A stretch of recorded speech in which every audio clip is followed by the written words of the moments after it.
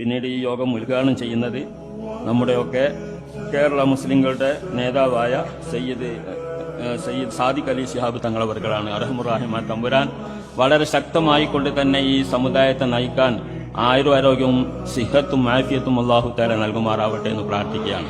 ഞാൻ ഇന്ന് രാവിലെ ഒരു വാർത്ത കേട്ടു. രാവിലെ തന്നെ കുട്ടികളെ എനിക്കൊരു വാർത്ത കേൾപ്പിച്ചു. മാതൃഭൂമി ചാനലിന്റെ വാർത്തയാണ്. ഇന്നത്തെ സമ്മേളനത്തിൽ സ്വാഗതം പറയുന്നത് ഉമ്മർ ഫൈസിയാണെന്ന് പറഞ്ഞാൽ പാണക്കാട് തങ്ങന്മാരുടെ വിരോധിയായ ഉമ്മർ ഫൈസി എന്നും പറഞ്ഞു. അതിന്റെ ഉദ്ഘാടനം ചെയ്യുന്നത് സാദിഖ് അലി തങ്ങളാണെന്നും പറഞ്ഞിട്ട് ഒരു കോമാളി വാർത്ത നടത്തി. അങ്ങനെ ഒന്നില്ല. ഇല്ലാത്തത് ഇങ്ങനെ കെട്ടിച്ചമച്ചുകൊണ്ട് ഞാൻ എന്നും പാണക്കാട് തങ്ങന്മാരെ ബഹുമാനിക്കുന്നവരാണ്. ഞാൻ 1980 എൻ്റെ ഒരു വീടുണ്ടാക്കി അതിന്റെ ഉദ്ഘാടനം ചെയ്തത് ബഹുമാനപ്പെട്ട സയ്യിദ് മുഹമ്മദ് അലി ശിഹാബ് തങ്ങളാണ്.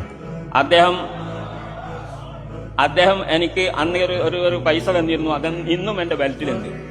അതൊരു ബർക്കത്തിന്റെ പൈസയായിട്ട് ഞാൻ സൂക്ഷിച്ചതാണ്. എനിക്ക് അതിന്റെ ഒരു വിശ്വാസമുണ്ട്. അതുകൊണ്ട് അതിന് ശേഷം എനിക്ക് വലിയ സാമ്പത്തിക ബുദ്ധിമുട്ടൊന്നുമില്ല. സാമ്പത്തിക ബുദ്ധിമുട്ടിലായില്ല ഞാൻ വിശ്വസിക്കുന്നു. അതങ്ങനെ തന്നെയാണോ? എനിക്ക് നിറഞ്ഞ ജോലിയുണ്ട്, പക്ഷെ എനിക്ക് എവിടെയും ശമ്പളമില്ല.